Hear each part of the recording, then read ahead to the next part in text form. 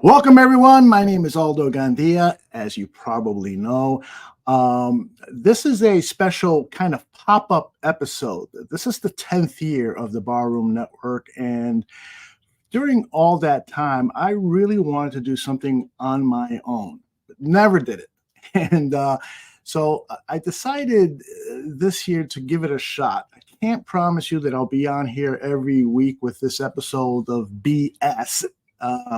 With Aldo Gandia, and the BS stands for Bears stuff.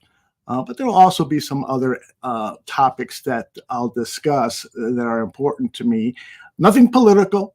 At least I don't think so, but primarily about the Bears and then some other things. And in fact, I have a guest this morning, a pre-recorded interview that I'll introduce in just a minute. But I just wanted to let you know what I'm doing here today, which is sharing some thoughts, some information that I collect along the week, and promoting the shows here on the Barroom Network. As I mentioned, this is our 10th year, and I'm extremely proud of the shows that we've done in the past and are doing now, and hopefully will be doing in the future.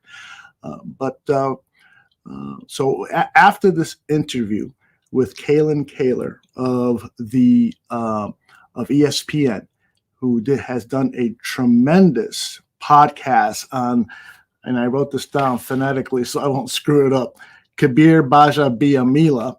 I don't know if you guys remember KGB with the Green Bay Packers and the outstanding play he delivered for the Packers, but he went on to have a controversial post-career, and Kayln will take us through that in this interview, and it's about 30 minutes long. After that, we will be back here to talk some Chicago Bears football. I've got some tape of some of the press conferences from during the week. We'll get you prepped up for tomorrow's game. And by the way, I'm going to that game thanks to Mr. Shorty over at Bears Country Productions. He's purchased me a ticket. Yesterday was my 66th birthday, in which I got to celebrate with the family. So if I look a little tired today, that's probably why, or it could be just that I'm 66. So, but I'm going to the game, and I just want to witness that first start for Caleb, see it with my own eyes, and something that I can tell my grandchild as he gets older. He just turned 2. So anyway, let's go to Kayln's interview. I hope you enjoy. I think you'll find it fascinating. And then she and I talk a little bit about NFL towards the end of the interview. So enjoy this interview with Kayln Kahler of ESPN. Kayln, thank you very much for joining us today. Thanks, Aldo. I'm happy to be here. Yeah, I stumbled across the interview that you did on WSCR, and I learned about this podcast that you're doing, and I remember reading about this story years ago, particularly after the incident in the church, and we'll get into all these specifics, and so I was fascinated by it. I listened to episode 1 this morning. I think it's fantastic. I can't wait for the other episodes to drop. So let's get straight into it. Why don't we begin with the career of KGB? His full name is Kabeer You're gonna have to help me. The G is basically silent, so it's Kabeer Gbaja-Biamila. There you go. I rehearsed it too this morning, but I still got it wrong. So he was, we as Bears fans here, because 95% of our audience are diehard Bears fans, we know him very well for the things that he did to our team here in Chicago. There he is. He's a mammoth man. How would you describe him as a football player? Yeah, so he was drafted in one of the later rounds. I think it was 5th or 6th round for the Packers. So, he was drafted and there weren't super high expectations for him because he's a little bit undersized for his position. And so I think he really just had a work ethic, talking to coaches I talked to Mike Sherman in this podcast, who was the Packers coach at the time, for the majority of Kabeer's career there, which was from 2000 to, I think his last season was 2008. So, he really outperformed what the expectations for him were. And, he came out of a smaller school in California and, again, just did not have a huge name going into the NFL. And so I think it was a bit of a surprise for everybody when he ultimately passed Reggie White's Green Bay sack record, which is probably his biggest claim to fame. And he is now in the Packers Hall of Fame. So, he is an important player for that franchise. And that's a team that's had a ton of really good players go through there. So that means a lot in Green Bay. And, they now have a Packers Museum type thing. I don't remember the exact name of it, but it's like right at Lambeau Field. And you go in there and every player in their Hall of Fame has their own little football with their face on it. And it's engraved and their stories there. And so he was definitely, I think Kabeer has said this himself, like he would identify as a player who's more of that underdog type of player.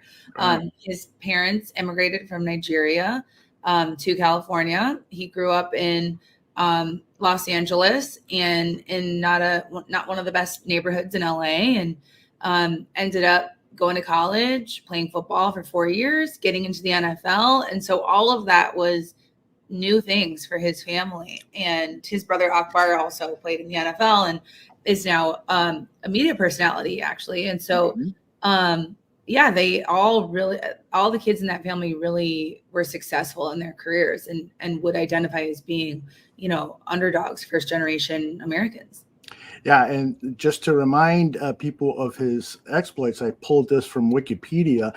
In his second year in the league with the Packers, he played 16 games. He had 13 and a half sacks. The following year, he had 12 sacks.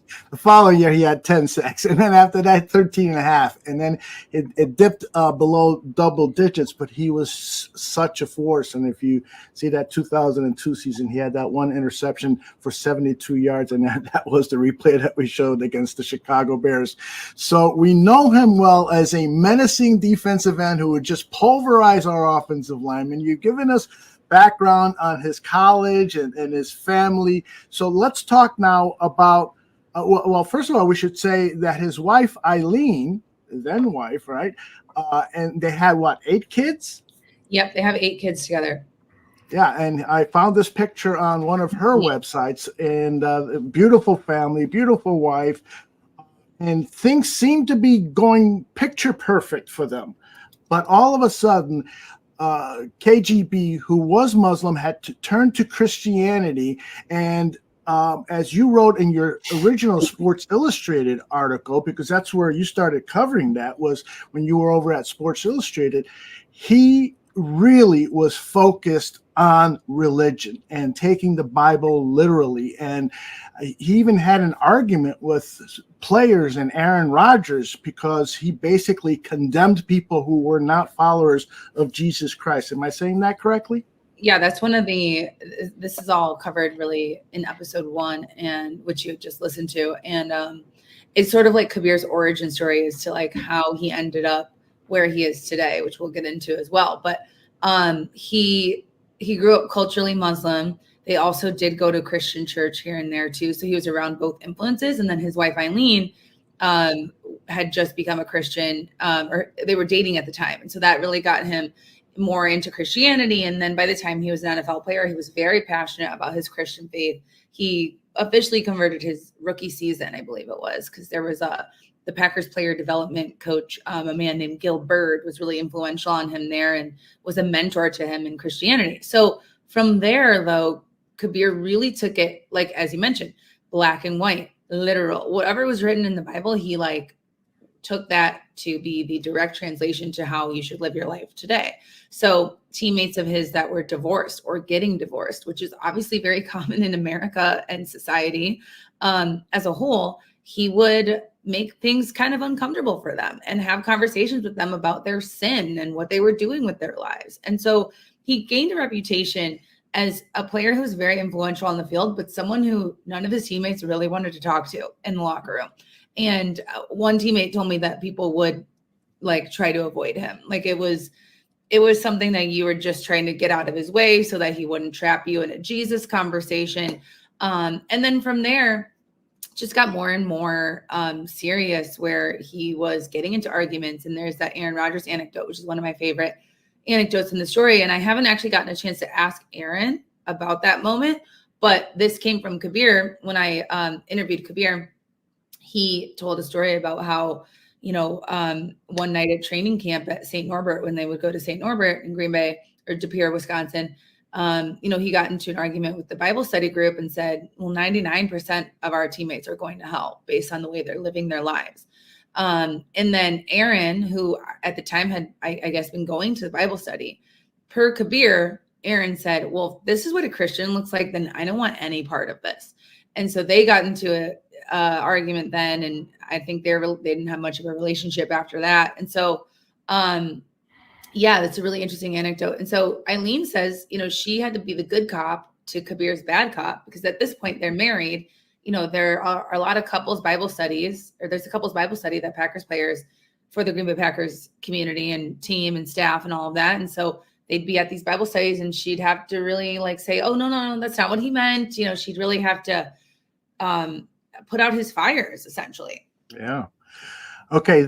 I don't think I did a good job of saying the name of the podcast. It is called Spiraled. The first episode was released, what was it, August 28th, 27th, 28th. Yeah. And it's phenomenal. How you start the podcast. I've always had an interest in how you start a movie, how you start a book, how you start a podcast.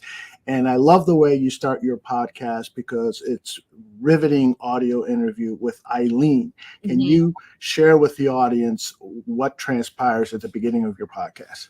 Yeah, so the beginning scene is Eileen packing to essentially escape from her home with her children, because Kabeer, so the whole premise of this podcast is that Kabeer, along with several other former ex-NFL players, are all now part of a extreme religious group.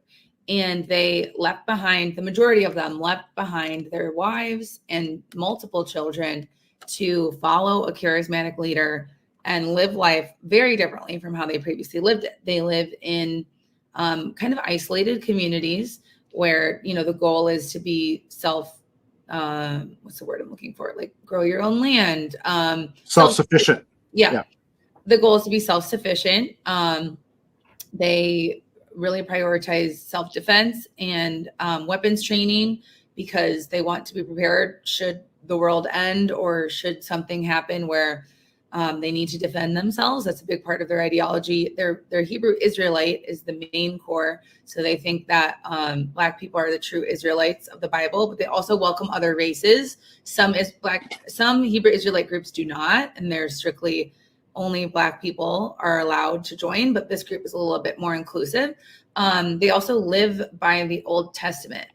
So whatever laws in the Old Testament, that's kind of how they live their lives. So women are pretty much homemakers. They have children. They sit in a different section of the church. They're not supposed to be spoken. They're not supposed to speak unless they're spoken to. And they're not even really supposed to make eye contact with the man in the community unless, they are addressed first. About as subservient as possible in my mind, based on what I've learned. Yeah. They wear head coverings, and they also practice polygyny, which is men taking multiple wives. So these are all kind of facets of this religious group.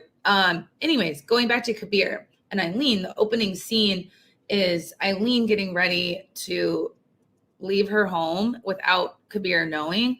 And they had 7 children at the time, because she was actually pregnant with the 8th, but didn't know it yet when she left. So she's describing packing their clothes up and telling her 2 oldest sons, you need to take your watches off, because the watches had GPS tracking. So she's like, please leave your watches here. And the kids, they originally were supposed to be going on a family vacation to Washington, D.C., but Kabeer was like, no, I want us to go to Tennessee, where this religious group is headquartered. And Eileen at the time didn't know a ton about this group, started doing a little bit of research, and was really uncomfortable with what she was seeing on the pastor's YouTube page and the way he was speaking about women and about different ideas and weapons and things like that. And she just was like, I'm not comfortable with this.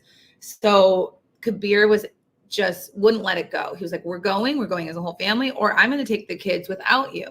And so she couldn't win this argument. And she was like, you know what? I think after speaking to her pastor and some other important people in her life, she realized she needed to just take the kids and leave for the time being until they wouldn't have to go with him to this religious group in Tennessee. So that's the opening scene, is her packing while Kabeer thinks she's packing to go to Straightway. She's really packing to take the kids away from the home while Kabeer is on a business trip.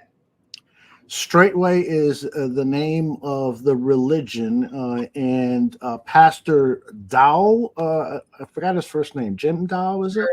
Charles Dow. I found some video from the website Straightway, and this is Pastor Dow preaching to his congregation. And then when the camera widens out, there's one of the, I'm assuming is, would call him an usher. He has what appears to be an AR-15 or automatic weapon. What's going on here? This is not my version of church. Yeah, that is what they do. I mean, Pastor Dowell, anywhere he goes, he pretty much has at least one, usually multiple men like that who are either usually they're dressed in all black. Sometimes they're dressed in white if it's like if it's a feast day or a holy day of some sort. Usually dressed in all black, and they are armed. And, that's just part of what they practice. And I think part of it too, like Charles Dowell was in the Army for 10 years. He has a military background, and he's very macho. He's hyper masculine. And I think that is part of what has attracted Kabeer. Actually, I mean, I know this firsthand because I've asked Kabeer and I've asked Robert Mathis, former Colts player who is also involved in this group. I've asked both of them, what attracted you to Charles Dowell? Like, what is so appealing to you about him? And one thing that they both say is he's a man's man. He's not afraid to tell it like it is. And that aspect of him, the guns, the macho, even the way he talks and the way he stands, he very much uses a power stance. He's a very deep voice, and he kind of sounds like he's yelling a lot of the time. That is really appealing to these guys. And I think, armchair psychologists, probably because they were looking for a football-like culture when they retired from football. And Kabeer has even said multiple times to me and on his YouTube channel that he felt like Christianity was too soft and it was feminine. And so that, I think, is exactly why he was interested in somebody like Charles Dowell. And that is just part of his brand, part of his image is having someone with a large gun nearby. And when he does his YouTube videos, he actually has those guns like behind him on the wall. So it's just something he wants to be seen with at all times. Yeah, he's still very active. He posted a video, I think, about 24 hours ago. So tell me where this story heads to past episode 1, which, again, I highly encourage this audience to listen to this podcast. I think you'll be riveted by it, not just because this is a former NFL player, but there's so many dynamics in this story. And I can't wait. It's like, watching The Last Dance or something on HBO. I can't wait to next week's episode. That's how I am right now. Tell me where the story is headed. Yeah, the story is headed. So we start with Kabeer, and he's kind of the focal point to get entryway into this story. And then in the next episode, we're going to introduce a couple other ex-NFL players who are part of the religious group, or part of Straightway as well. Daniel Muir, who played for the Packers and the Colts, and I believe the Raiders also. He's not really a big name, but he played for about 6 years, I believe, kind of a journeyman defensive tackle. And then Robert Mathis, who obviously is very famous of the Colts, could be a Hall of Famer someday. He's been, in their selection process, hasn't made it to be a finalist yet, but could be in the cards for him someday. So he is also part of this group. So we start telling a little bit of their story. And then we also are going to introduce characters, people who are not former football players, but who have been a part of this group, who either grew up in it as a child or joined it as an adult. And they're going to share their experiences about how the experience of being part of Straightway and enduring verbal abuse, sometimes physical abuse, with the example of the man who we interviewed who grew up there as a child. They regularly beat children as a form of discipline. And so he experienced that as a child, and he experienced a lot of verbal abuse as well. He was gay growing up in the community, which was a really tough experience because they obviously don't believe that anyone should be gay. They believe that's a sin, and are frequently talking about that. And so those people are going to share their experiences. And then you're also going to hear the stories of of one young woman who was introduced to Straightway as a minor and was in contact with women who live at Straightway again as a minor, and then left her home exactly when she turned 18 to go live there, and her parents have not heard from her since. So you're going to hear that story, and then you're going to hear from the wife, now ex-wife, of the fourth former ex-NFL player that we know. Her name's Christiana Clemmings, or her name is now Christiana Cook. She was married to TJ Clemmings, who actually did also play for the Bears for a brief stint. He's an offensive lineman. I'm not sure if he ever actually appeared in a game for the Bears. That would be interesting to look up. He was also a journeyman offensive lineman. He actually had huge expectations for the Minnesota Vikings to be a left tackle for them, and never panned out. Had injuries, just was not, needed development that he just didn't get because he was injured. And so we're going to hear from his ex-wife, and she shares an eerily similar story to Eileen, almost exactly the same pattern of how she had to flee with her children as well, and how she doesn't recognize her ex-husband anymore. And she was pregnant with triplets when TJ left to join Straightway, which is just a crazy thing to say out loud. Is, your wife is pregnant with triplets and you decided to follow Pastor Dowell and not be there for her anymore because this charismatic leader was so appealing to you. So you're going to hear from her. And at the very end, I'm not going to spoil the ending, but it was national news in July. Daniel Muir, the former Colts player, he did make national news because he was actually arrested. And it's a very long, detailed explanation as to why he was arrested. But what you need to know is that a SWAT team raided the community that he actually started with Robert Mathis of Straightway in rural Indiana. Oh, wow. And so that was fascinating to me. And I feel like that actually might even just lead more to happen in the story, because up until that point, there had never been law enforcement that had a reason to enter one of these communities. And Kabeer actually leads the Green Bay community of Straightway. So it's like different sort of franchises of the same group that are all over the country, and two of which are led by these ex-NFL players. So yeah, and we talk about topics like, the search for identity after retirement, why we introduced Pastor Dowell's background. And then we go into the very controversial history of Straightway, because they came out of another religious group that was very popular on shortwave radio. They were called the Overcomer Ministry, led by a man named R.G. Stair. And R.G. Stair actually died in prison because he ended up in prison through actually multiple times in his life. He was accused of inappropriate behavior towards women in the community and some of the minors. So he eventually ended up in prison and died in prison. But that is the group that Straightway is inextricably tied to and came out of. So we go into that a little bit too. And I think, it's just a twisting, fascinating story with a lot of themes that are really relatable, even outside of sports. Yeah, indeed. Now, did you reach out to Pastor Dow? I know that you talked to KGB like 4 years ago when you were working on your initial piece, and you had like a 6-hour Zoom call with him. So you asked him a lot of deep questions, and this has helped with your reporting on this new version of the story. What about Pastor Dow? Did you reach out to interview him?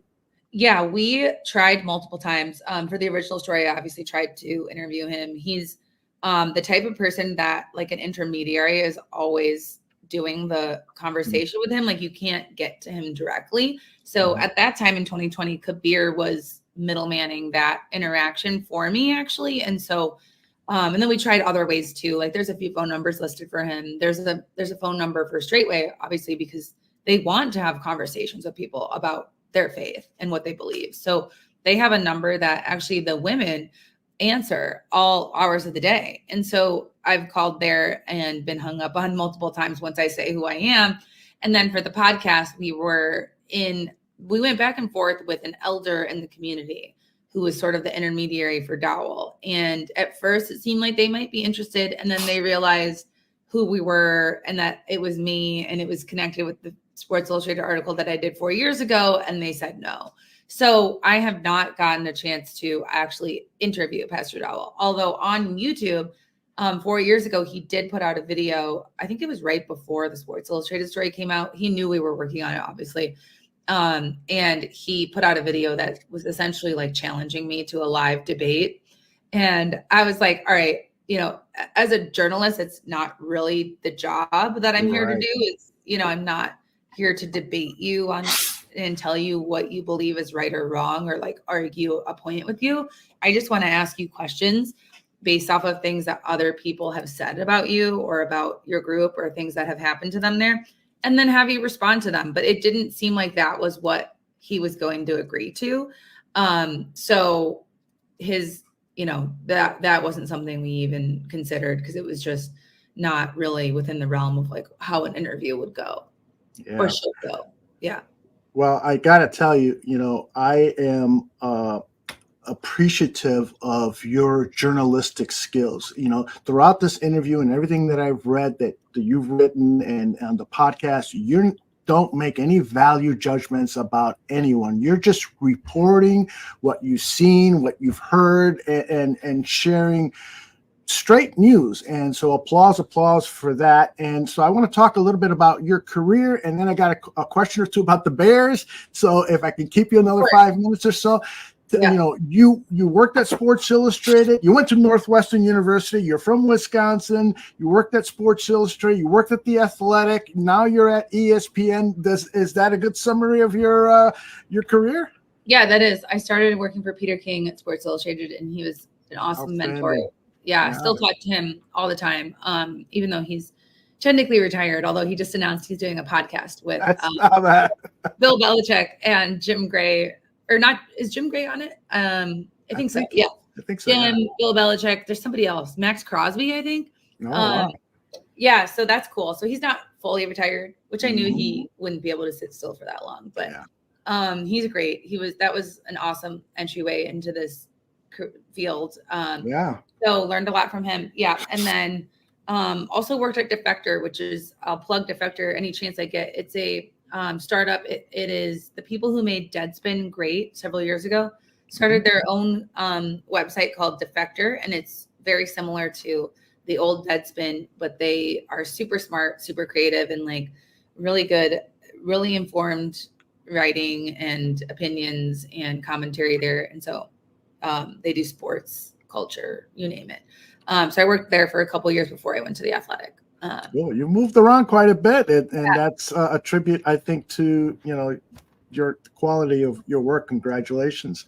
By the way, we had Peter King on about 2 weeks after he announced that he was retiring. Nice. And just in listening to him when we were asking him questions about what's he going to do, and he talked about drinking coffee, not worried about the deadline of getting the column out on Monday and so forth. But you can still tell he's going to do something. There's just no way.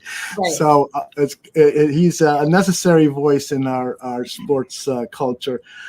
Okay, so let's talk a little bit about the Chicago Bears. What is your feeling about Ryan Poles and how he has built this team? The first 2 years of his tenure, very, very difficult to sit through these games.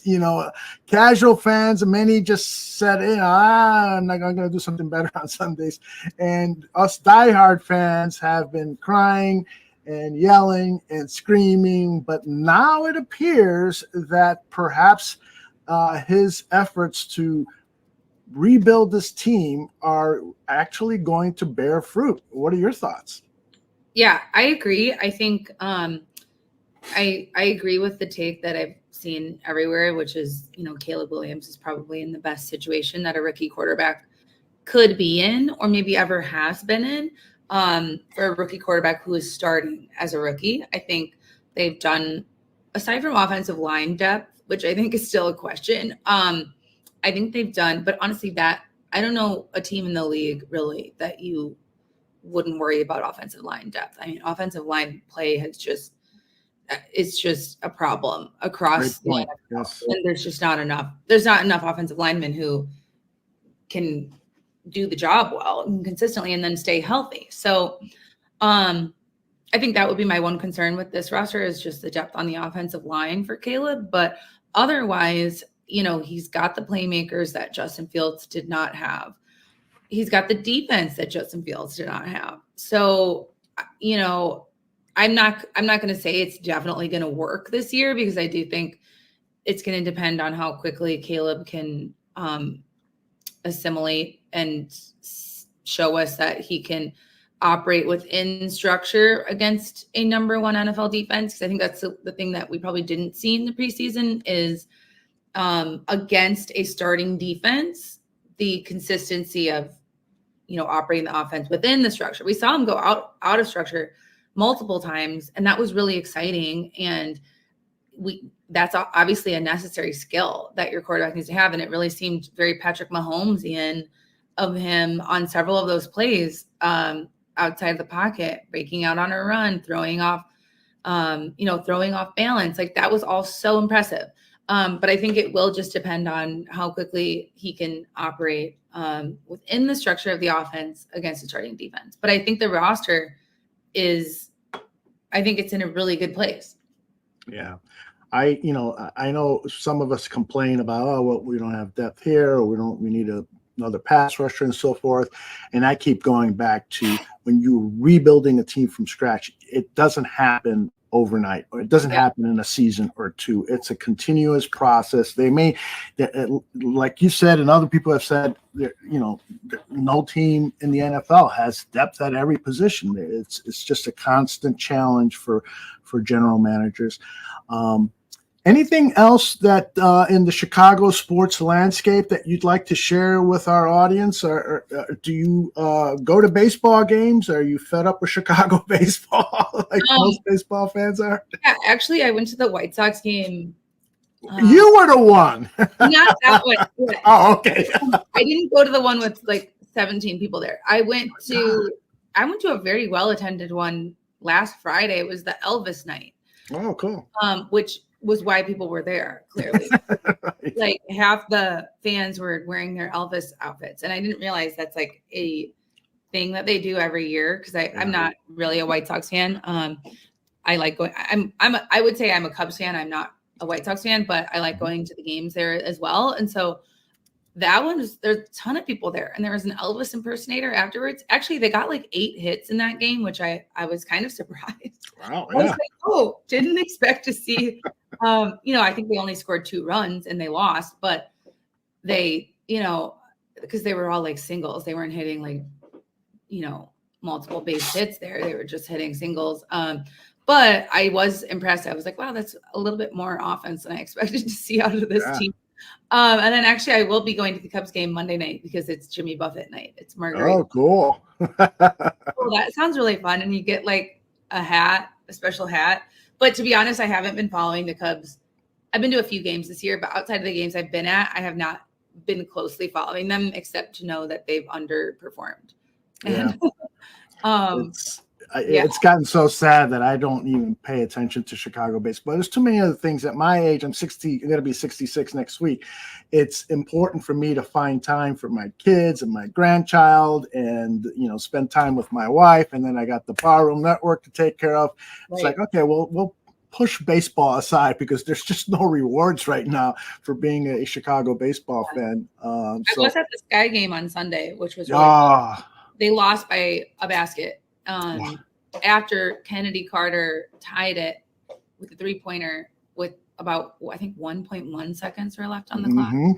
And then somehow the Aces completed like I don't even know. I'm terrible with like basketball lingo. But like layup. It was a last second layup, wasn't it? Yeah, but like from an inbound pass. Yes. And it's just like, how was Asia Wilson open for that? Like it was so frustrating. But I really love going to WNBA games. Same here. And I think the Sky, I don't know, they were on Sunday in like the last playoff spot. So they could make the playoffs. And even if they don't this year, it's going to be an exciting future with Angel and They've got a great nucleus with those two players you just mentioned and Kennedy Carter, who you mentioned earlier. Those three players will probably be the only three players on next year's team because they've got some resources to add some players, and they need outside shooting. But I'm with you. I'm a big WNBA fan. My wife and I have gone to a game, and we hope to go to more games. Finally, I just can't thank you enough for taking a half hour of your time to talk about Spiraled, the exciting new podcast. And I urge everyone to follow your work over at ESPN. Is there anything you want to plug that's coming up? I have a story coming next week. Just finishing it up this week about a couple quarterback trends. But really the point is like, more quarterbacks are starting games than ever before in NFL history. The last 3 seasons have been more than you would even anticipate by just adding a 17th game. It's like outperforming what you would think the number would be, which should be somewhere in the 50s. And it's about a 66 average of number of starting quarterbacks per season because you just keep seeing starters go down. Wow. Backups get hurt. You're on to your third quarterback. There were 2 teams last year. Actually, there were 3 teams last year that played 4 or more quarterbacks, started 4 or more quarterbacks. So it's something that, NFL front offices are taking very seriously, and it's going to have an impact on how quarterback rooms are structured. And then, because of that, it's like there's more quarterback starting games than ever before, but there's also like fewer quarterbacks available to play. There's less qualified backups. So I kind of go into why that is and what that means. And so that will be coming out next week, and probably perfect timing ahead of the first quarterback getting hurt. Although actually the first quarterback already got hurt in JJ McCarthy. That's right. Yeah. So that's coming next week. So look out for that. We'll definitely be looking out for that. Will you be also writing in that story about the NFLPA vetoing the third quarterback? Because why would they do that? I've had a lot of people ask me. I don't know why. I think it was confusing the way it was reported because they didn't get rid of the whole thing. So last year, the owners passed a provision that would allow for the third quarterback. If you already have him on your 53-man roster, it couldn't be a practice squad elevation. It had to be someone who's on your active 53-man roster. You could dress that third quarterback and he wouldn't count to your 48 game day actives. That was what went into play last year. That is still true for this year. So you can still do that this year. But what the NFLPA vetoed was an update to that rule, which would have allowed teams to take that third quarterback as a practice squad elevation for an unlimited number of times throughout the season. Yeah. So right now the limit is 3 elevations per player. So if I have my third string quarterback on my practice squad, I can only have him active and available for a game 3 times in the season, unless I sign him to my active roster, and then I can have him for every single game and he's not going to count towards my 48. So that's what the PA vetoed. And the reason is because they felt like that would be creating a whole different class of player. And it would essentially be like legal stashing, because if you want to use that 53rd spot for, an extra offensive lineman or an extra receiver or something, like you're obviously going to do that every week. And you're not going to ever put your practice squad third on your active roster during the week, which means they're not making the money that they could be making otherwise. And it's just limiting their opportunities to, And it is creating a separate class of a player, because there's no other position. There'd be no other position that you could unlimited call up on game day. Like it's only a quarterback. So, so the NFLPA said no to that update specifically. All right. Well, I appreciate the context there, because it makes it a little bit more understandable as to why the NFLPA vetoed that. Makes a lot of sense. Yeah. Kayln, again, many, many thanks. We'll be following your work, and I'll be back with more Bears football talk right after this. Listen up, Bears fans. Wednesday nights is your night for Bears news. You're not going to believe the news coming out of Hallis Hall. Sex talk. No, there's been no butt play on my side as of yet. Movie reviews. It's gory as hell. And anything goes. They want the tin. It's like, oh, wait, I kind of like this. Bare their souls. Only at the Bar Room, now on Wednesday nights.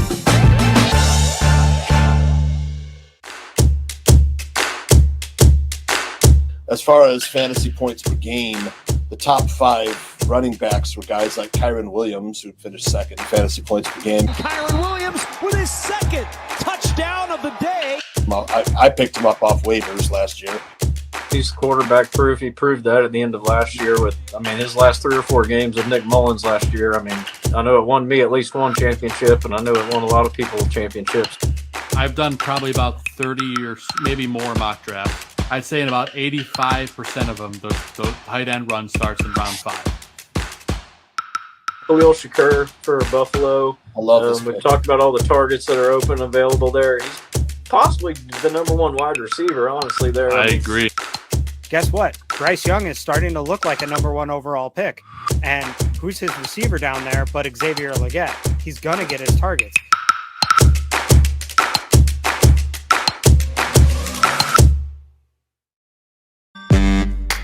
The Bears. Because of the way they play the nickel corner here, and the nickel corner plays 85% of the snaps. He's got to be like part linebacker. The Bears. When you're in a scouting room, there's going to be differences of opinion. The Bears. Well, you're looking at traits. And remember when he tested very, very well. The Bears. Greg, why are teams wrong on quarterback evaluation so often? Number one, it's a hard position to evaluate. Former Bears scouting director Greg Gabriel talks football live every week on the Barroom Network. Also available on demand.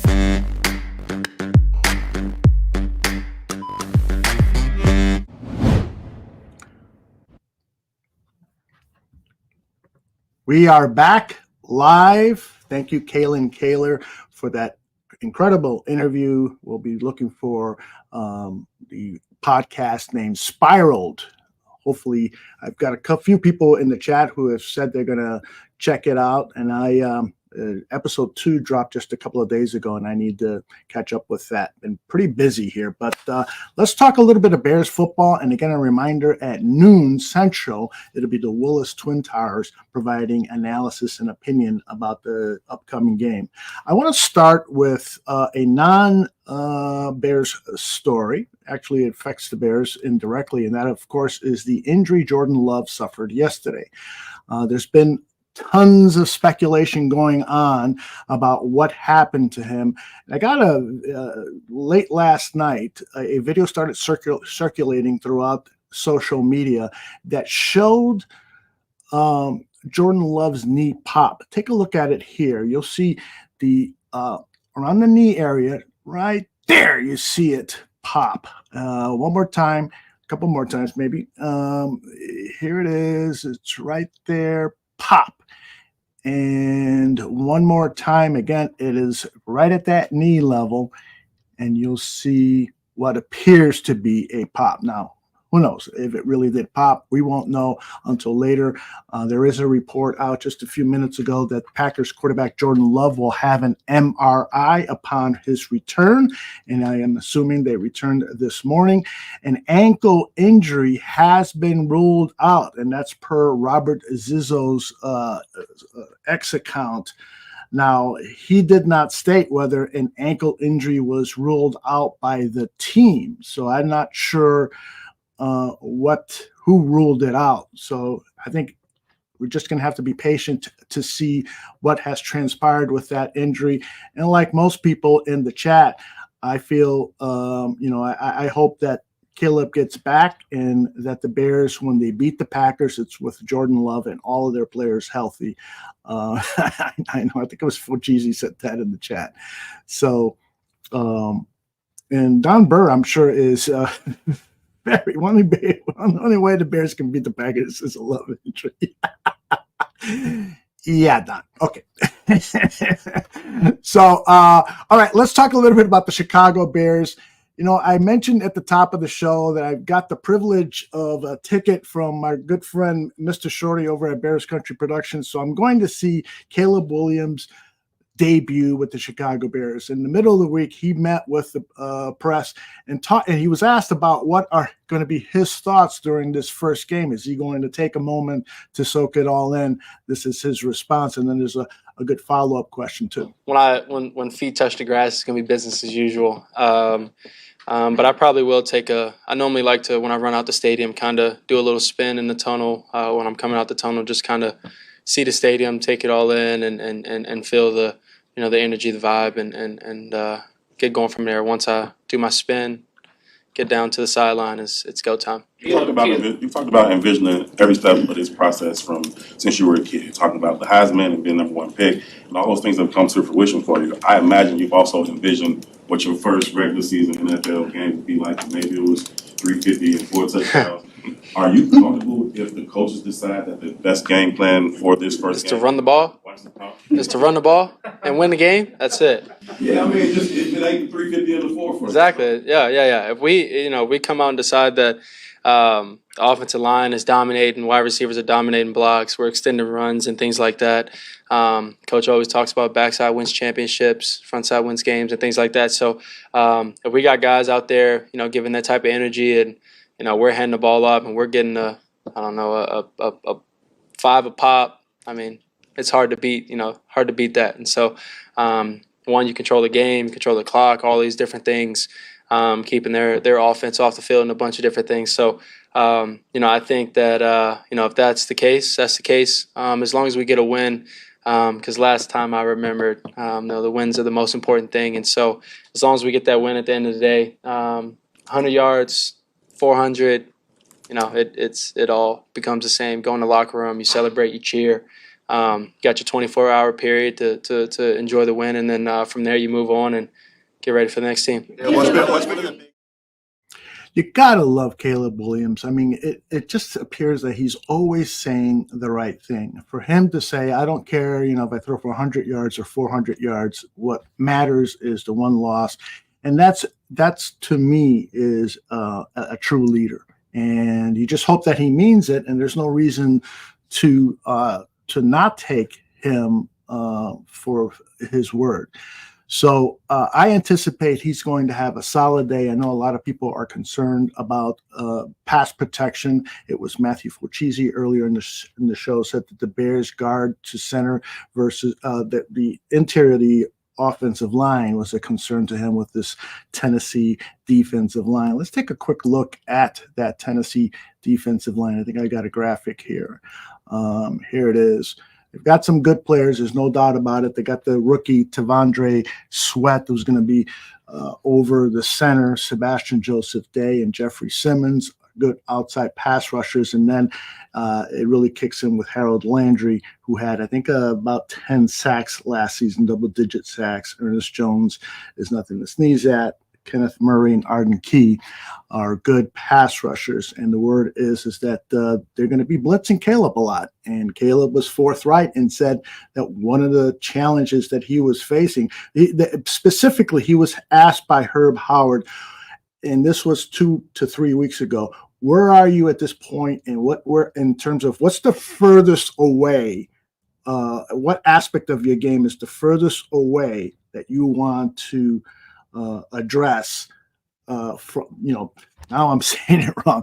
Where are you now, and where are you furthest away from where you want to be in week 1? And he thought about it for several seconds and then said, reading these blitzes, reading where the outside linebackers are coming in. And so that's a challenge for any rookie quarterback. And we just hope that Shane Waldron's expertise at play calling is going to help him with that. And I got a feeling that Waldron is going to be very conservative in his play calling. He's going to try to run the ball and only pass, I don't know, maybe 20 times in the game. We'll see. This is Shane Waldron talking about the 2024 offense for the Chicago Bears. For this year, the 2024 Bears, our goal is to play great complementary football. And so we've talked about, one of the key components to that is not turning the ball over, taking care of the football, and ending each drive with a kick. Our goal is to end every single drive on offense with an extra point. But if that's not the case right there, a field goal or a potential punt is also a positive situation for us because we have a great special teams unit. We have a great defense right there. So, working together with with all three phases to go through a game, I think is important. Something we'll talk about, and every single week, whether it's the factor of the weather, the opponent, all those things. There's a different strategy that might be put to work each week, and so being on the same page. And I think Coach Eberflus does a great job of connecting us as a team with the weekly approach there on what it takes to get it done each and every single week. Complementary football, that's the winning formula. And so hopefully the special teams unit and the offense will help the defense, and the defense will give good field position to Caleb in the offense. I want to address what Zach said here regarding Caleb Williams. He says, yeah, I'm more concerned how these interviews go after some real trouble. I didn't like how Caleb handled the media last year in down times. Hopefully he learns quick and stays confident. Zach, that's a great point. He was criticized for that by a lot of people, including Greg Gabriel here at the bar room, not talking to the media after a disappointing loss. But he did address that. I think it was around the combine time. And he said that he sat down with Lincoln Riley, and Lincoln stressed to him, is this how you want to be perceived, as someone who's going to avoid tough questions? And he took stock of himself and said, I realize that, and I'm paraphrasing, of course, I realize that in order to be a leader, I need to step up in those times of turmoil and stress and pressure and do my job. So hopefully he has learned and he stays confident. We shall see if that is the case. Hopefully tomorrow he'll be very, very confident at the podium after having a big day in his debut. All right, I've got some more sound to play for you.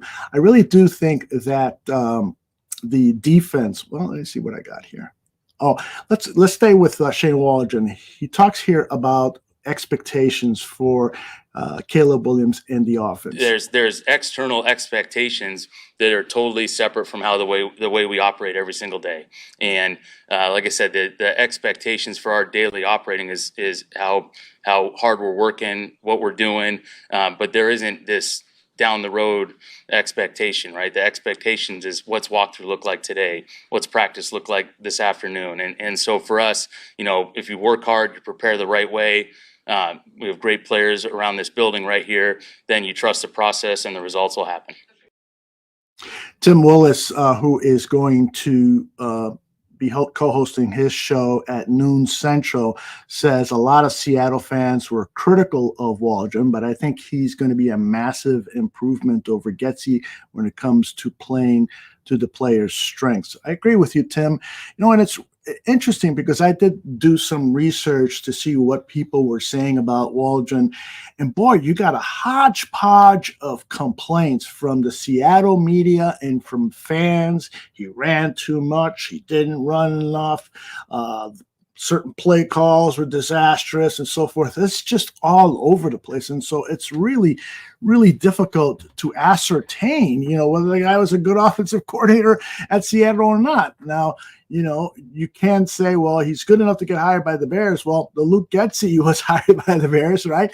And Luke Getsy gets a job with the Raiders. So, who knows? It's just, to me, things are like a chemistry. And so how does the chemical energy that Shane Waldron presents, how does that interact with Caleb Williams' chemical energy and the tight ends and the wide receivers and so forth? It's all going to be a new formula that will be on display Sunday for the very first time. So we'll get a sense of it, I hope. All right. One other thing here before I get to what I think is going to be the most important part of winning tomorrow's game, which is the defense. So I've got 2 or 3 sound bites from Eric Williams, Eric Washington, the defensive coordinator.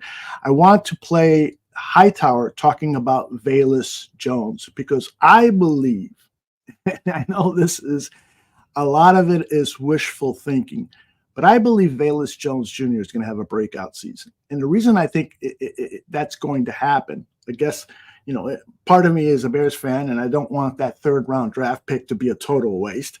But you look at that guy, the outstanding speed, what he did out of that running back position without any background at all, how he cut, how he found holes in the offensive line. It was truly miraculous. Truly, in all my years of watching Bears football, to see a player with no experience at the running back position go in there and did. Now, of course, it was second and third stringers, but that's what I want to see. I want to see if he can do it against first stringers. I want to see some gadget plays. I truly believe he can have a Tariq Cohen type of influence on the Bears team, and we may not see it tomorrow. Tomorrow might be rushing it a bit. Because they really have been kind of installing the game plan for Tennessee for weeks now, and we've just discovered the last couple of weeks or so that Velus looks like he could be a very productive running back, but we'll see. As the season goes on, Velus Jones, I predict, will be an explosive player and a great weapon for the Chicago Bears. Now, the only thing that I'm worried about, of course, are his hands on passes down the field, and of course, his hands on the kickoff. He just doesn't give me a lot of confidence, and I bet he doesn't give a lot of people in the chat room a lot of confidence, but I just hope that is behind him and that we will see Velus Jones play mistake-free football and highly explosive football, because this team's offense will really take off. I mean, with the 3 wide receivers that we have, the 2 veterans and DJ Moore and Keenan Allen and the promising rookie Roma Dunze, boy, you add Velus Jones as a gadget, and with DeAndre Swift and what he can do out of the backfield, man, we're talking about a stacked offensive weapons. And then, the improvisational skills of Caleb Williams. Stand back, NFL. This could be amazing. And I think Matthew Forchisi says it. Velus better be better, or he's gone. It's truly the season for him. And if he makes mistakes early in the season, I'm saying 2 or 3 mistakes in the first half of the season, then I would say, all right, it's time to cut the cord. We've seen enough. The guy is incredible in so many ways, but you just can't have somebody on the roster who time after time after time is making these mistakes and putting the team in a poor position and potentially leading to losses. Zach is saying, sounding like blessed union of souls, I believe in Velus. I believe in Shane Waldron. Absolutely. Bruja says, ball security concerns with Velus would turn me from beer to bourbon. I hear you. I've been hitting the bourbon since Velus joined the team. I just got into bourbon a few years ago. It coincides with Velus being drafted, so that's pretty cool, Bruja. Smitty Q says Velus motion out of the backfield, getting a linebacker on him creates mismatches for the offense. Well said, Smitty. It's well said. And Larry T says Bears hoping Velus looks like KC Chiefs wide receiver Xavier Worthy. Emphasis on speed. You're absolutely right. I mean, that is what I have been craving for the Chicago Bears team for years, is a speedster, an explosive player. When Xavier Worthy was drafted by the Kansas City Chiefs at the end of the first round. I think they traded back into the first round or traded up or whatever it was to get X. I was like, holy cow, how could we allow that to happen? The NFL should have a rule. You can't do that. You just can't do that. You can't allow KC to, basically after winning 2 consecutive Super Bowls without Tyreek Hill, now you're allowing him to be replaced by Xavier Worthy, clearly the fastest guy in pro football. Timberla says he was nearly cut, referring to Velus, so he's going to have to be nearly mistake-free. One botch kick return or fumble could be the end for him in Chicago. And Don Burr, of course, our resident Detroit Lions fan, says Velus Jones. You ass.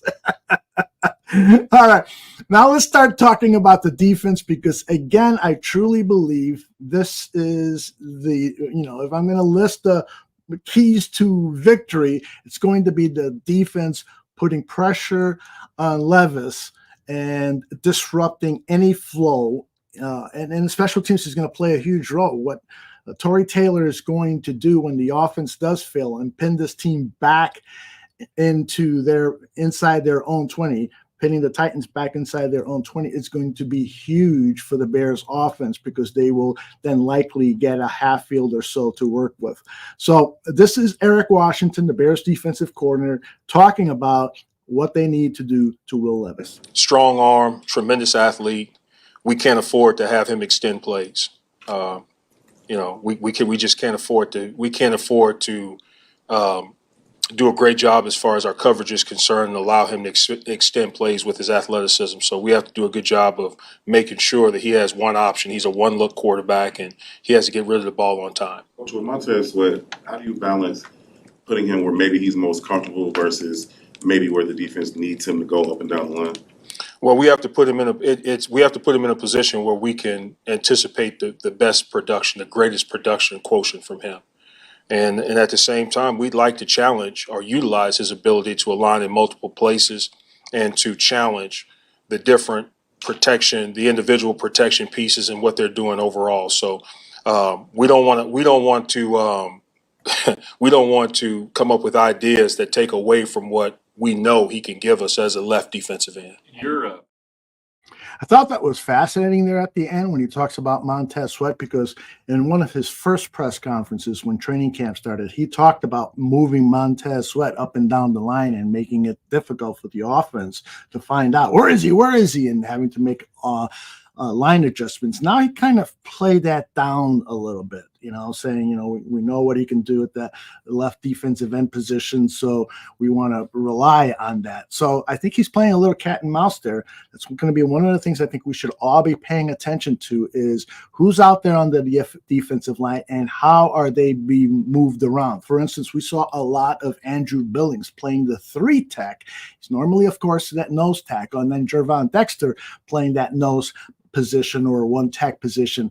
And I thought that was fascinating, and it was productive, because of Billings' push. He was playing a really good 3 tech and disrupting the pocket for the quarterback, and Dexter still has to learn how to get that pad level down. But one of the things he does really well, Gervon Dexter, the second-year defensive lineman for the Bears, is get his hands up and pat down passes. And so I'm going to – the over-under for Gervon Dexter batting down a pass, blocking a pass, I'm going to put at 1.5. So you guys, somebody handle all the gambling debts. All right, so let me move on to Eric Washington talking about the new head coach for the Tennessee Titans, Brian Callahan, who, of course, his father has been an NFL coach for a long time. And, so what should we expect out of this Callahan, and how have you gone about studying what he could potentially bring to the team? And remember, Callahan was the offensive coordinator with the Bengals. I realize that he's a product of the Bengals system, and some of the things that they'll present, it will be a lot of things as far as what we're seeing pre-snap as opposed to what happens when the ball is actually snapped. We have to be ready for tempo changes. We have to be ready for various personnel groupings and just different things that could happen outside of what you normally would see on first and second down. How far back do you have to go when somebody is a first-time play caller to understand what those tendencies are? I know you mentioned he comes from the Cincinnati system, but is there what film would be relevant, I guess, as you're going through your process of knowing how to combat that? Well, you do your due diligence against the play caller's background, and you also you have to look at all of the members of the staff and what they would likely to contribute and what their backgrounds and fingerprints have been in terms of what they've majored in at the places that they have coached. And so, we'll look at as much as we need to. Some of this is projection. There's no guarantee that this coach will Xerox what they did in Cincinnati and present that to us. He'll have his own, idea and spin on what he's done. And our focus will continue to be on us. We have rules. We have a process that we feel like will line up and present itself to whoever we're playing against. So Interesting thoughts there by Washington.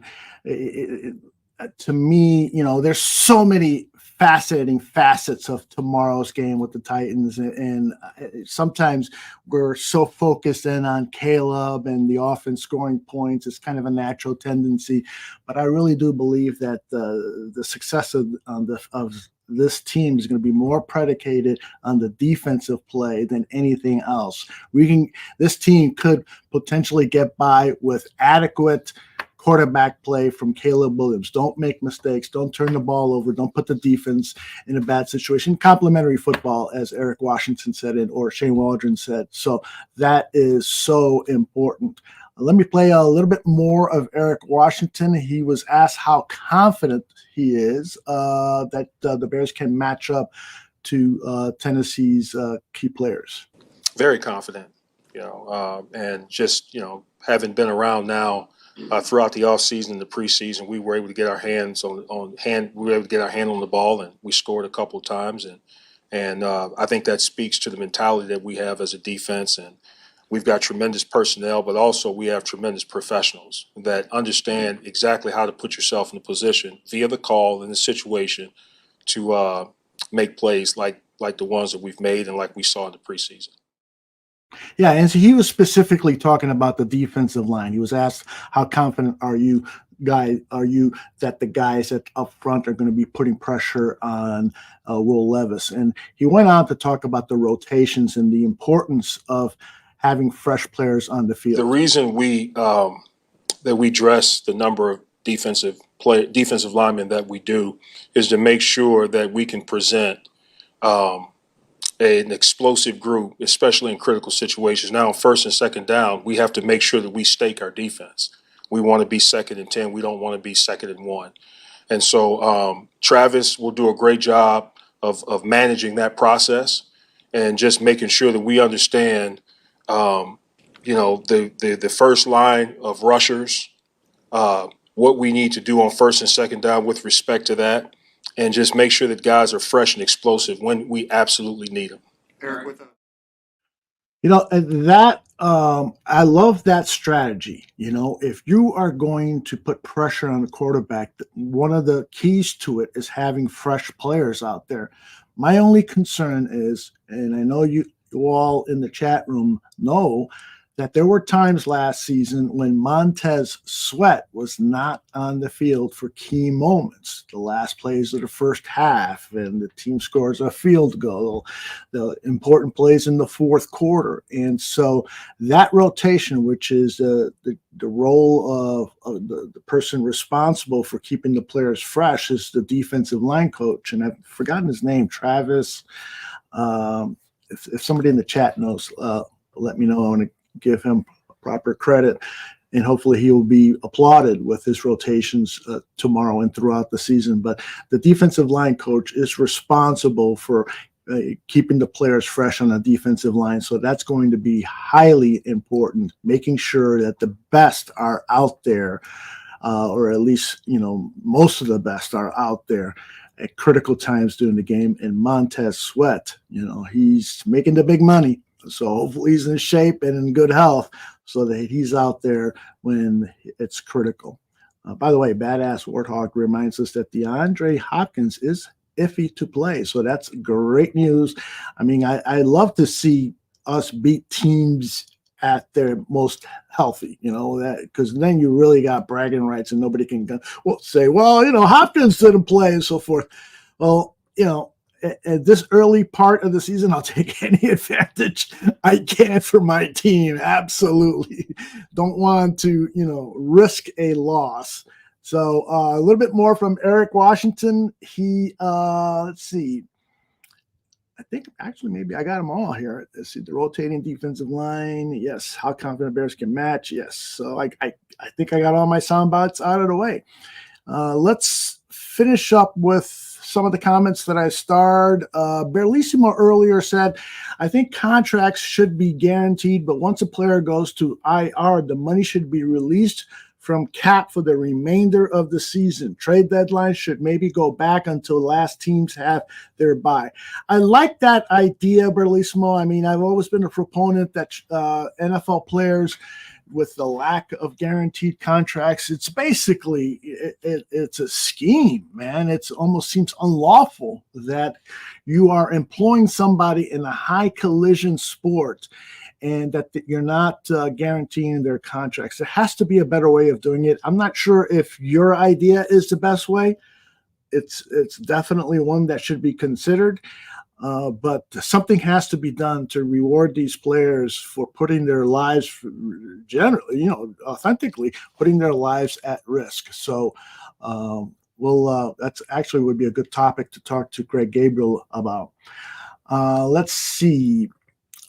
Matthew Fochisi, we need a W tomorrow, fellas. Start the season off good. You're so right. I mean, last year's opening day loss to the Green Bay Packers was probably the most disappointing loss of my decades of following the Chicago Bears, because there were such high expectations for the team and for particularly Justin Fields. And I thought to myself, well, this is the year. Justin Fields has been in the league 3 years. This is the year that he really needs to turn it on. And it was clear that I'm not quite sure how to phrase it. It was clear that he still wasn't good enough. I guess that's the most accurate way. And Jordan Love didn't outplay Fields. Jordan Love had a terrible first half. He got some lucky on some big plays in that first game. A defender goes down. There's a wide open tight end, and stuff like that was just so disappointing. And to finally get that Packer jinx off our back, I was just devastated by that loss. I think if the Bears lose tomorrow, it might match my disappointment. I really am concerned about that. I don't want to see this Bears team, after so much hoopla, with Caleb coming to town, with the acquisitions of the 2 wide receivers, Keenan Allen and Rome Odunze, some improvement on the offensive line. I'm still concerned that we don't have any Pro Bowl caliber players on the offensive line. That worries me. That's the next big project, I think, for Ryan Poles, in order to have a team that is going to win regularly in the NFL. So, so anyway, my point is, can't lose tomorrow, Matt. Like you said, can't lose. And King Booker World earlier said it seems like the Bears get roadrunners with no hands all the time. He said that when we were talking about Velus Jones. You're right, man. It's like you get all these track stars, and then they get out there and they drop passes. Terrell Scott, is it Terrell? Yeah, he's had the drops, and he can burn. But man, his hands have been so unreliable so far this in his young career. Let's see, what else do we have here? Packers lose Love, Minnesota loses McCarthy, and Goff is old and sucks. It's lining up to be Caleb's division. I love the way you're thinking this, girls. Posted that. Caleb could relatively pretty quick prove to be the best quarterback in this division. I kind of chuckle to myself when I see all these national TV programs ranking the quarterbacks and so forth. And of course, I don't expect Caleb to be in a top 10 or top 20, or, nobody's seen him play. So in my mind, why are you ranking quarterbacks after this hasn't been any NFL games? I'd like to see quarterback rankings after the first 2 or 3 games. And don't be surprised if Caleb Williams is ranked highly for his performance, and don't be disappointed if he's not. Tyler Scott, thank you. But he has improved it lately. You're right, Larry T. He has. Bruja said, it reminds me that replacing Eddie Jackson with Bayard last season. Yeah, if you replace Eddie Jackson with Kenneth Bayard last season, we beat Green Bay. I think that's a good point, Bruja. And he goes on to say, I loved Eddie, but his body failed him respectfully. Yeah, it's true. It's true. And I also think, the one issue that I had with Eddie, besides the tackling, and it's too bad that his body did fail him, is that he was much more focused on turning the ball over than playing a physical brand of football, which is necessary for what he was being asked to do. I mean, if right now defensive coordinators don't want to be predictable, so they don't want a safety to always be playing that center field position and not having the ability to move that safety up into the box and having those safeties interchangeable. Well, with Eddie, you just couldn't do that.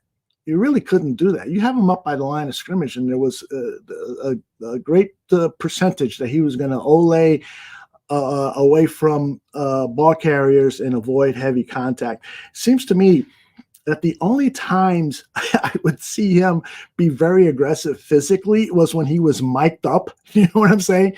You know, that the NFL or the Chicago Bears would mic him up, and then he would go in there and make some crushing hits and so forth. But when the mic wasn't on, he was like, yeah, I'm going to stay away from that ball carrier. So, Zach says, yeah, anxious to see the difference between how much Bayard brings us. You know, there's been a lot of people who have been on national TV, not a lot, but there's been a couple of people saying this is a really underappreciated move by the Chicago Bears to bring Bayard in with his veteran leadership, with his knowledge of the game, the fact that he plays every game. You know, he said in one of his first press conferences that he has never missed a practice in his career, or maybe just one. So that's pretty damn important. And hopefully his body will hold up this season, and maybe even he can earn a 2-year contract, and so that we don't have to invest on a high draft pick on a safety. Although I wouldn't mind us doing that. This is a discussion for another day. I think, you know, with Brisker's injury history and Bayard's age, the next upcoming draft, perhaps Ryan Pohl should be thinking that that is a high priority, maybe with one of the 2 second-rounders that he has. Scroll says Bayard is the definition of solid. Absolutely. Absolutely. One other comment that I starred here, and this was from Badass. He says, Aldo, do you have time for fantasy? That's fantasy football, not bedroom fantasy. Badass, I made a promise to myself that I was just going to be in one fantasy football league. And I did that for the last 2 or 3 years. And then this year, I found that I'm now in 3 fantasy football leagues. And it is time consuming. You know, if you're playing to win, it's time consuming because you got to do the research and, you know, working the waiver wire. Any of you guys that play fantasy football know how important it is to manage your team throughout the season and make good pickups and so forth. And in order to make good pickups, you need to know what's going on around the league. And for many, many, many, many years of my life, I was like Bears, and that's it. I don't care even about the NFC North or Central teams. I don't care. I just want to watch the Bears game and appreciate the Bears and love the Bears, and whatever is going on outside of that, I don't give a crap. Well, my appreciation for NFL football has grown more and more. And now, like, for instance, last night after our dinner party for my birthday, I came home and watched the second half of the game, and I was thoroughly enjoying it for so many reasons, you know, for the study of the game and to see what LaFleur was doing with his offense and to see the individual play from Jordan Love and others. Really got into it. It was a lot of fun. But yeah, fantasy football, you really need to do your work in order to play well. And then as for fantasy, just fantasy stuff, I always make time for that. Always make time for that. Badass says fantasy football gives insight. Yes. You know, you sit down. If you're not a fantasy football player, like we have our great show, Fantasy Football Goon. If you're not a fantasy football player, I still encourage you to take a listen to the show, because you're going to learn a lot about the game of football and what other teams are doing and so forth. And so, yeah, you can get a lot of knowledge by just paying some attention to programs that are centered on fantasy football. Aunt Mass says Bayard will reduce stress on Brisker. I hope that's true. I hope that's true. You know, with him being more reliable in the box than other safeties that we've had, I hope that's true. But I have to also give a shout out to Owens and Hicks, the 2 backup safeties in preseason. They looked like they could play. And Hicks in particular was really laying the lumber down. And so those physical safeties are something near and dear to my heart, having grown up with Doug Plank in the 46 defense and Gary Fensick, Dave Dorson, who I was able to work with on a number of projects. He was a friend, and his unfortunate passing was devastating. But the safety position is one that the Bears define it as a hard hitting. And so Brisker definitely fits that mold, and we'll see if Bayard can continue that now that he's been in the league and has done it with the Eagles and his past teams, but he needs to do it now with the Chicago Bears. Love guys who lay the lumber. Absolutely, Scrolls, and in today's NFL that has gone so, their focus is so much on safety. It's rare when we see those great defensive back hits on wide receivers. Their players are taught to kind of lay up a little bit, and that's, you want, of course, the players to be as safe as possible, but it is a high collision sport, and part of the beauty of the game is the violence mixed with the creativity, the artistry of the game. One of the reasons NFL Films has been so popular is because they've slowed everything down. All their replays are in slow motion, and you see that beauty, and somebody's snot's being flying out of their face, out of their nose after a big hit. Bruja has a prediction. Stevenson with a pick 6 tomorrow. That's interesting. Because, okay, let's put up that graphic of the offense. So if Hopkins plays, he's going to face probably Jalen Johnson quite a few times. And I'm trying to avoid sneezing here. Let me clear that. So it's Calvin Ridley, who has given some problems to the Bears in the past, right? Remember him playing for the Falcons? And DeAndre Hopkins, of course, and Tyler Boyd. 3 outstanding receivers. I can see Tyreek picking off one of these passes. That's another interesting thing about the game is this left-right positioning. Greg has talked about it on Gabriel Talks Football, that the team appears to be now more settled in on playing the guys in positions. They will play the left spot of the safety or the right spot of the safety, and that will be their primary. I'm going to be watching it tomorrow at the game to see those position alignments and see if they can give us a clue as to what Washington and Eberflus are doing with the defense. Scroll says guys like Ronnie Lott could take your best receiver out of the game mentally. Yeah, Ronnie was so goddamn, excuse my language here on a Saturday morning, but so damn tough. I mean, he actually lost a part of his finger during the game. Went to the sideline, said, wrap it up, and he went back into the game and didn't have a medical team look at the finger during the game. I mean, that's a tough guy. I always thought that hockey players were the toughest guys. They go in to they get bloodied up, they go inside, get stitched up, and they're playing in the same game, with 6 stitches on their forehead or whatever.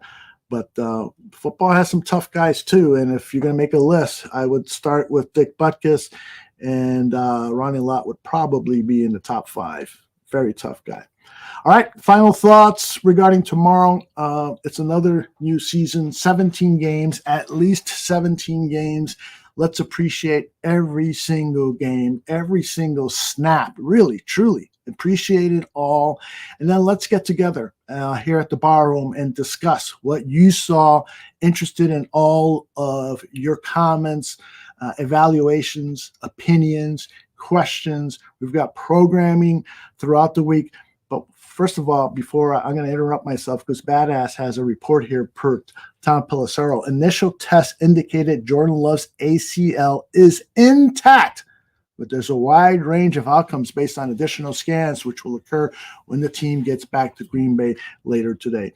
So that is good news for the Green Bay Packers if, in fact, the ACL is not damaged, but he could potentially still see several games out. And I I listed on the Twitter account some of those games that he could potentially miss if it's just like a 2 to 4 week thing, which some of the doctors have been speculating about. Let me see if I can call this up here quickly. Always when I'm under the gun like this, I always screw up. Where am I? Where's my stuff? Anyway. I don't see it. Anyway, their schedule, they got the Colts, they got the Titans. So they got some opponents who aren't too scary, but if Jordan Love is not playing on them, then all of a sudden the Packers might go from being a favorite to being the underdog. So we'll keep on top of that. Zach says MCL and meniscus are suspect to me. Zach, I think it was you earlier that said you had an MCL tear, but didn't get it operated on for 17 years later, but that you were able to, 2 to 4 weeks later, were able to run on it or something like that. So, yeah, King Book of World. I didn't even realize that Eddie Jackson played Thursday. I really didn't notice him out in the field at all, but I saw a couple of X posts talking about Eddie being deployed in a very safe manner, almost like keeping him out of play, just in there to give rest to the starting safeties and stuff. So I do hope Eddie is able to resurrect his career and in his final year or two in the NFL have some success, but of course not at the expense of the Chicago Bears. Absolutely not. Badass says Worthy made Eddie look like a mannequin. So was that Eddie that that was watching Worthy who speed past him? Oh, that's good.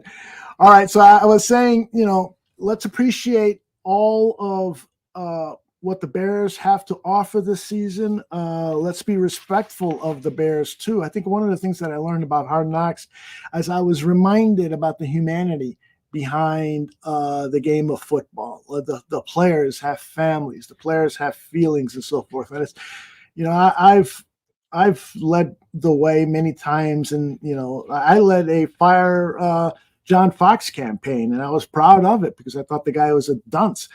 But at the same time, sometimes I said things that I regret as an adult. I should not have engaged in. I should have kept it professional. But be that as it may, we're all allowed to express ourselves in whatever way, and we should all have tolerance for that.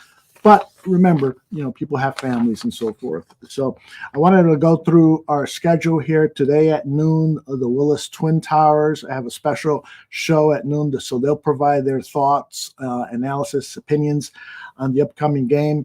Sundays. Now, our Sundays we'll have just 2 shows. In the past, we've had 3 or 4 shows, but we will have just 2 shows. The Barfly Tailgate Show at 9 a.m. Central, and then 90 minutes later, it's the Fantasy Football Goon Show. They will help you set your lineups and give you the latest on players who are inactives, and it's just good football talk, fun football talk. And on Monday, now we'll have 2 shows during the day, during business hours. It'll be Gabriel Talks Football in the morning, and then Mike North is back in the afternoon to talk Chicago Bears football. I got a feeling he and I are going to have some lively debates. He thinks I'm going to let him get away with some things that he says. I'm not going to do that. No, I'm not going to do that. So anyways, 2 experienced voices on Mondays to talk about the Bears game. On Tuesday, now Buffon 55 is moving from the usual spot on Wednesday to Tuesday, so they will be back on Tuesday this week to talk about the game and look at the upcoming game. But there is a programming note which makes things confusing, of course, is that the following week they're going to go back to Wednesday because of some schedule conflict with some of the participants of the show. And so, but for the rest of the season, Buffon 55 will be on Tuesday. And if you have not seen that show, you really should. It's one of the shows that I'm most proud of my 10 years at working at the bar room here, because we spend a lot of time producing it. John worked in broadcast television and I worked in broadcast television. And so we produced that show like a show. And I know a lot of people, come to YouTube and come to podcasts to look for something new. But I think we do offer us some innovative things from the broadcasting side. And for me, it's just fun to put my videos together for that. I usually produce a video that either previews the upcoming opponent or just shares my thoughts on the team. So that will continue on Tuesdays for the most part. And then on Wednesday, Bare Their Souls will now move to Wednesday. So we'll have some fun talking Bears football, sex, and anything goes. On Thursday, it's the Mac and Reed show. And then on Friday, the Willis Twin Towers will be back on Friday, and they should be reliably back on Fridays for the rest of the season. So thank you, King Book of World. A great compliment there. Buffon 55 is excellent. And for those of you who don't know, John is the nephew of Doug Buffon, who and they really have that same kind of mentality. It's like they talk, and a few seconds later, there's veins popping out of their neck because they're so passionate about the game of football. So he's just a blast. And Badass says, "Amen. Although you are a pro." Thank you, brother. I appreciate that very much. I love doing this for fun and to give an opportunity for others to voice their opinion about the Chicago Bears and just create this great atmosphere.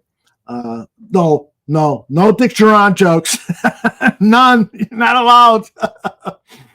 You know what? I really enjoyed this today.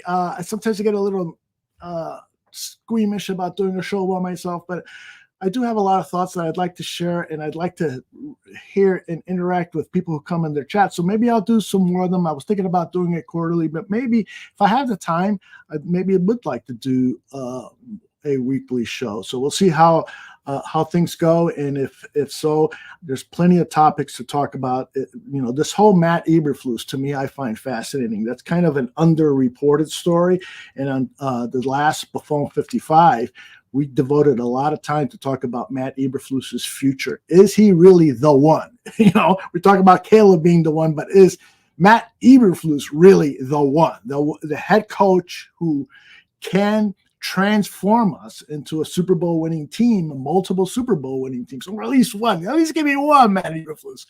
And when you look back at past Super Bowl winners in Kansas City Chiefs, you think immediately of Andy Reid going to the Hall of Fame, right? You think about the Patriots, Bill Belichick, like him or not, and I don't like him, he's going to the Hall of Fame. And so, is Matt Eberflus more Dick Duran than Andy Reid?